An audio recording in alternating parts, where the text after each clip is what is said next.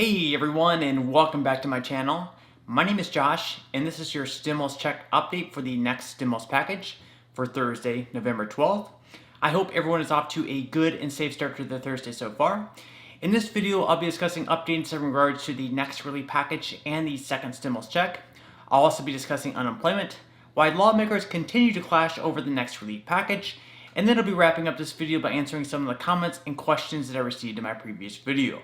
But first, if you wouldn't mind real quickly liking this video, giving me a big thumbs up, it really just helps with the YouTube algorithm in terms of pushing this video out to other viewers like you, and hopefully helping other people like you as well. Okay, so the presidential election is finally over, and even though former Vice President and possibly the next president, Joe Biden, called for unity in a speech, we haven't seen much of it. Unity must be a foreign word in Washington. Representative Alexandria Ocasio-Cortez came out days later asking if anyone is archiving these Trump sycophants for when they try to downplay or deny their complicity in the future. She went on to say that she foresees decent probability of many deleted tweets, writings, and photos in the future. Basically saying if you're one of these 70+ million people that voted for Trump, then you should be exposed as this horrible person and have your life ruined. Which, let's face it, trying to expose the other side and ruin their lives isn't going to unify our nation. I don't care who you voted for. What's important is that you make your voice heard for whichever person or party you believe is going to provide the best policies for you, your family, and your country. Then, just recently, Senator Kennedy, when asked if there's any chance of a stimulus deal in December, said it depends on Speaker Pelosi. He then went on to say that he was very disappointed in her comments the other day, saying she wasn't willing to budge on her proposal. Kennedy then suggested that Pelosi is drunk and that she needs to go to bed. So, real unifying comments all around right now in Washington. Now, the reasoning behind Kennedy's comments is that he believes there's no way that Pelosi's recent proposals are going to pass the Senate. 30 to 40% of American small to medium-sized businesses are losing money, and we still have millions of Americans unemployed, all through no fault of their own. Kennedy said we need to help them, but the bill needs to be targeted. Kennedy and other Republicans have no interest in voting for a bill that includes a lot of Pelosi spending, or policy porn, as he puts it. So it's apparent that the two sides are still a good ways apart in the next package. We have Republicans looking for more of a targeted bill, most likely in the $500 billion to $1 trillion range. Then we have Nancy Pelosi and other Democrats looking for a bill at around $2.2 trillion.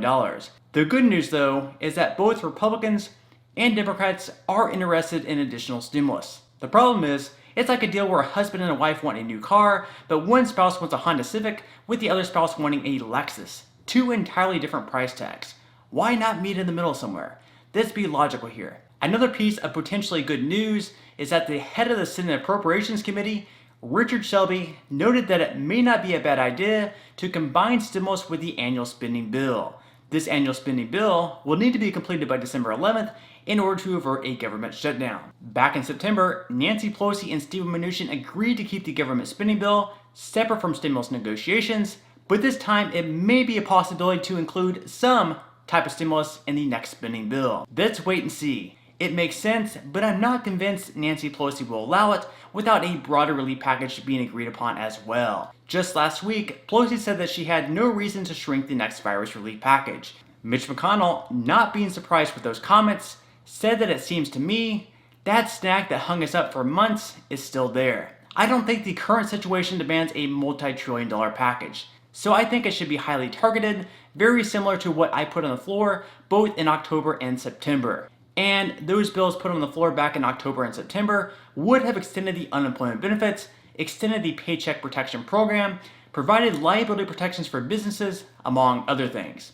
Even though the bill didn't include stimulus checks as well, it still would have been blocked by Democrats as it failed to include many of the provisions they wanted in the bill, such as money for state and local aid. Even though McConnell suggested recently that he would be willing to include money for state and local aid, it's unlikely he would be willing to include upwards of $300 billion, which is the same amount that Treasury Secretary Steven Mnuchin offered. And even that amount was rejected by Nancy Pelosi, so it's apparent the two sides have a steep hill to climb in order to reach a deal. Now, I've said it before and I'll say it again. The two sides should absolutely just pass whatever they can now. Since both sides want another round of stimulus payments, pass that now. Since both sides want to extend the unemployment benefits, pass that now. We've heard numerous economic experts say that some aid now is better than nothing at all. So if we're going to continue going for months without listening to the experts, I'm not sure what we can expect. American families are suffering and our lawmakers really just don't seem to care. The fact is, many American families can't continue waiting several more months for relief. It's time for Democrats and Republicans to come together, see eye to eye, and reach a fair deal. Time is running out. In unemployment news, if you live in the state of New Jersey and you still haven't received the $300 weekly benefits from the Lost Wages Assistance Program, then you'll have until tonight at 11:59 p.m. to take action. It's being noted that over 100,000 residents in New Jersey are eligible for these benefits, but they haven't yet certified for them.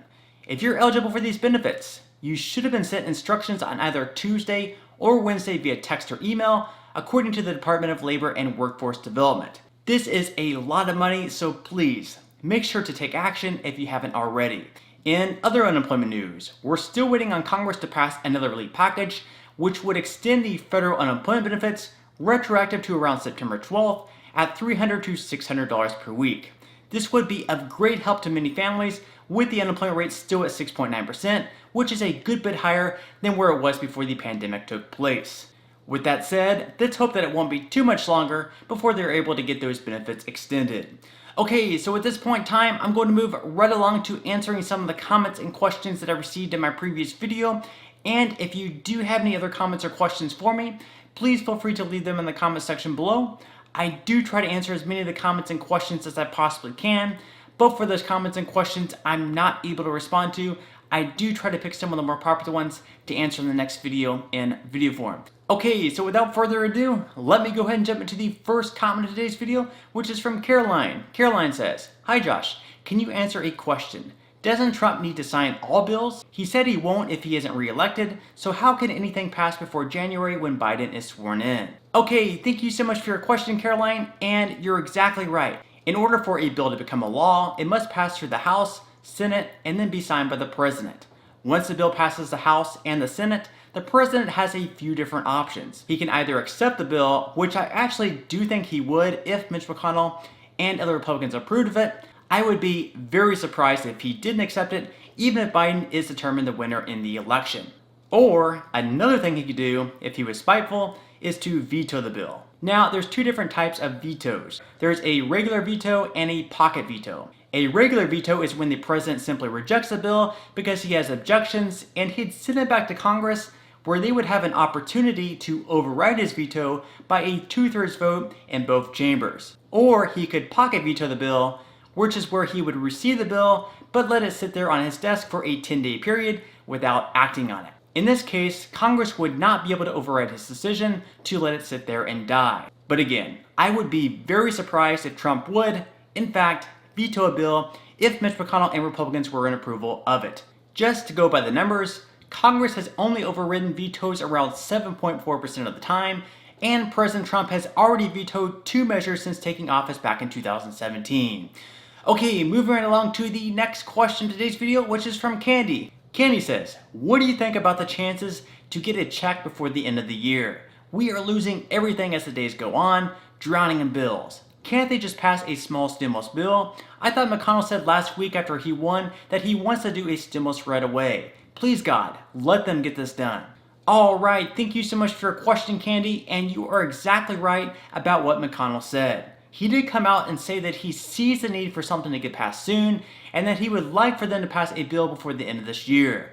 However, saying is one thing, doing is another. For months, we've seen McConnell, Pelosi, and President Trump's aide go back and forth with proposals without any type of real action. So even though all sides do believe we need additional stimulus, unfortunately, even though they're put in power to take action during these times, they simply aren't.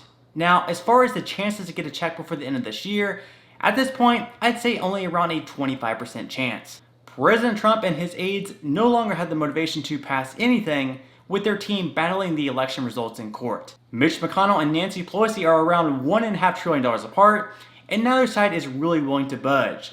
For us to receive a check by year's end, they would need to reach an agreement on something within the next month, which is possible, but I'd say it just isn't incredibly likely. There is much more of a chance of something passing if and when Biden takes office for Biden to work out a deal with McConnell. Coming in as president in his first year, you'd think he'd have a lot more motivation to compromise big time with Republicans in order to get some type of aid passed.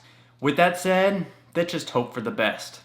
Alright, so on that note, I'm going to go ahead and wrap up this video. If you did enjoy the content in this video and you'd like to see more videos like it, please consider subscribing to my YouTube channel. It is completely free to do so and it's a great support to me. Also, if you'd like to receive 2 free stocks from Webull with both stocks valued all the way up to $1,600, please feel free to claim those 2 free stocks by clicking the link in the description box below. And until next time, I'll see you guys and I hope you have a great day today.